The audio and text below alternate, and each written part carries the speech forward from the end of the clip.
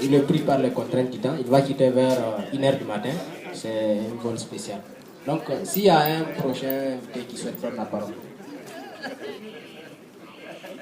Alors, vous avez 3 minutes.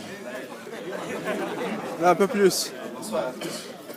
Vous savez, le fait d'être ouvert à d'autres cultures ne nous empêche pas de demeurer nous-mêmes. Nous avons suivi avec beaucoup d'attention et beaucoup d'intérêt l'intervention de Thomas Dietrich, qui est pour moi plus qu'un frère, puisque on est venus ensemble pour lui faire découvrir le Niger et tout, et présenter son livre. Ce que je voulais dire, c'est que chez nous en Afrique, on a tendance à dire que celui qui n'a pas planté un arbre avant de mourir a vécu inutilement. Donc, si je transpose cette phrase, cet adage populaire, pour dire à mon frère Thomas que le fait d'écrire un livre à l'âge de 23 ans est une des plus belles réussites qui puisse exister. Bon, s'agissant de la Centrafrique, ce qui s'est abattu ces derniers mois sur la Centrafrique est tout simplement odieux et exécrable. Et en cet instant précis que chacun devine si important pour l'avenir de l'Afrique, pour l'avenir de chacun d'entre nous, il y a des indignations si profondes, des courroux si indescriptibles, l'émotion, la honte, la révolte que nous ressentons en ce moment sont celles-là, titanesques et dévastatrices. Durant plusieurs décennies, je pourrais même dire un demi-siècle, l'âme des Africains saigne. Durant plusieurs décennies, des hommes croyaient pouvoir en asservir d'autres, à grands coups de pétrodollars, d'exécutions sommaires et de supplices abjects.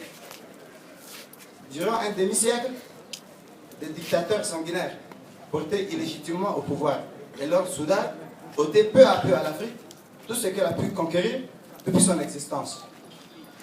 Durant plusieurs décennies, un pan entier de notre peuple, la grande majorité, était bafoué dans ses droits les plus fondamentaux, privé de sa dignité, mis au bord de l'humanité. Mais durant ces décennies, deux hommes se sont levés. Ces hommes se sont levés pour dire non. Non à l'arbitraire, non à la tyrannie, non à l'injustice, non à la dictature.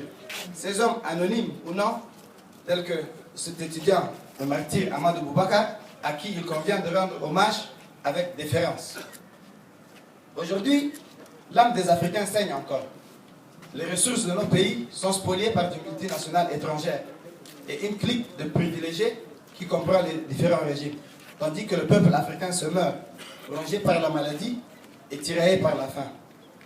Le premier essai, le premier roman de mon frère Thomas permet de contribuer à l'émancipation de cette jeunesse africaine, cette génération montante. Ça permet au moins d'ouvrir les oreilles, d'essuyer les yeux. Je vous remercie.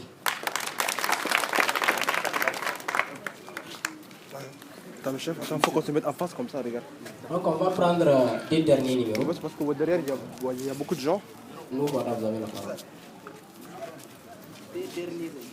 2 derniers invités. Ok, merci. Nous remercions sincèrement Thomas. Et donc, très rapidement, sans perdre le temps, j'aimerais, par rapport à la question de Centrafrique, j'aimerais vous poser une question.